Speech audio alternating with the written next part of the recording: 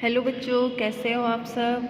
बेटा आज हम हिंदी ग्रामर का टॉपिक है हमारे पास पत्र क्या है, शिकायत का पत्र है हमारे पास। जिला स्वास्थ्य अधिकारी के नाम एक पत्र लिखिए जिसमें अपने मोहल्ले की समस्याओं का उल्लेख किया गया हो। तुम्हें अपने स्वास्थ्य अधिकारी को पत्र लिखना है बेटा, और अपने मोहल्ले की जो समस्याएं हैं उसका उल्लेख करना है उस पत्र में। यहाँ पर प्रेषक अध्यक्ष सेक्टर 13 कल्याण समिति सेक्टर 13, यहाँ पे बेटा एड्रेस लिखना है, ठीक है। फिर आगे देखो, पंचकुला दिनांक, यहाँ पे दिनांक लिखनी है जिस दिन बेटा तुम्हारा पेपर हो, ठीक है। सेवा में जिला स्वास्थ्य अधिकारी, लघु सचिवालय पंचकुला। विषय है हमारे पास सेक्टर 13 में फैली गंदगी तथा अन्य स्वास्थ्य संबंधी समस्याएं। जो तुम्हारा मोहल्ला है सेक्टर 13 में फैली गंदगी तथा अन्य स्वास्थ्य संबंधी समस्याएं हैं।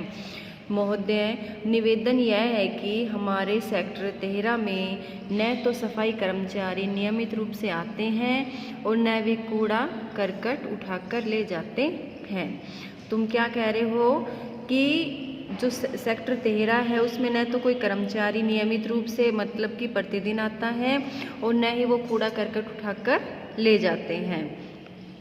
यद्यपि इस सेक्टर में कूड़ा करकट डालने के लिए अनेक स्थलों पर कूड़ादान लगे हुए हैं। तुम कह रहे हो कि सेक्टर में कूड़ा करकट डालने के लिए जगह जगह पर कूड़ादान लगे हुए हैं, परंतु सफाई कर्मचारियों की लापरवाही के कारण वे कूड़े से भरे रहते हैं तथा उनके चारों ओर भी कूड़ा फैला रहता है।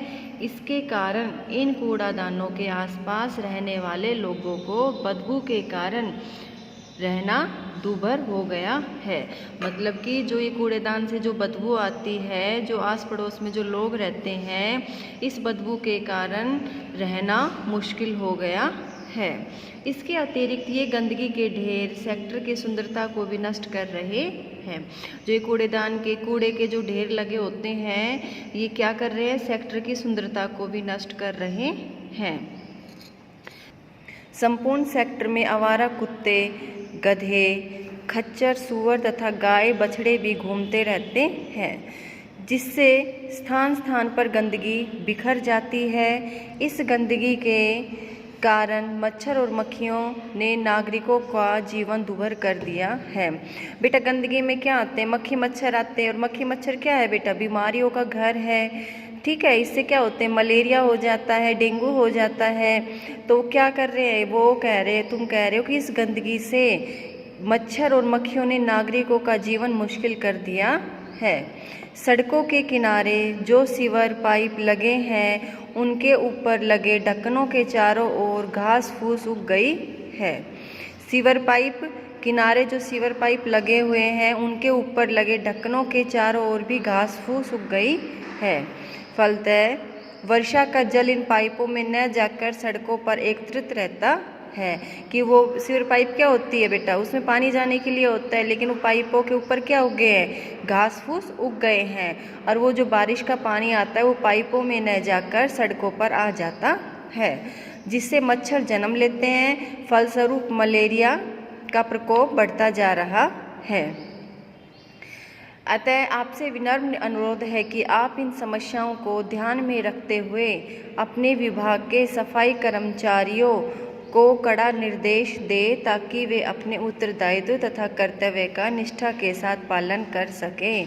तुम क्या कह रहे हो कि आपसे अनुरोध है कि आप इन समस्याओं को ध्यान में रखते हुए अपने विभाग के सफाई कर्मचारियों को कड़ा निर्देश दें ताकि वे अपना उत्तरदायित्व तथा कर्तव्य का निष्ठा के साथ पालन कर सकें।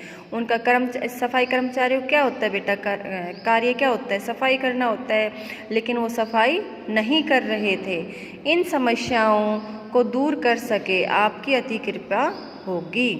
भवदीय एबैसे अपना नाम लिख दो, या ए बैसे लिख दो, कै खे घ लिख दो। अध्यक्ष सेक्टर 13 कल्याण समिति पंचकुला हरियाणा। तो इसमें बेटा तुमने स्वास्थ्य अधिकारी को पत्र लिखा है कि तुम्हारा जो सेक्टर 13 है, मोहल्ला है, उसमें क्या हो रहा है बेटा, उसमें सफाई कर्मचारी नियमित रूप से सफाई करने नहीं आते हैं, जिस कारण सेक्टर में चारों तरफ क्या हो गई, गंदगी फैल गई है, सेक्टर की सुंदरता भी नष्ट हो गई है उस कूड़े से। और बेटा कूड़े में क्या हो रहे हैं, मक्खी मच्छर पैदा हो रहे हैं, और जो सीवर पाइप है उसमें भी पानी, वर्षा का पानी नहीं जाता, वो भी सड़कों पर एकत्रित हो जाता है, जिससे मच्छर जन्म ले रहे हैं। फिर क्या करते हैं बेटा, उससे मच्छरों से मलेरिया हो जाता है और रोग हो रहे हैं, लोगों को मलेरिया रोग हो जाते हैं उससे। तो तुमने पत्र लिखा है स्वास्थ्य अधिकारियों को इन समस्याओं का समाधान करने के लिए कि वो अपने सफाई कर्मचारियों को आदेश दे कि वो अपना उत्तरदायित्व तथा कर्तव्य अच्छे से निभाए। ठीक है बेटा, तो इसमें इतना ही है ये पत्र हमारा। मैं उम्मीद करती हूँ आपको समझ में आया होगा। फिर भी बेटा अगर समझ में नहीं आए तो पूछ सकते हो। Thank you.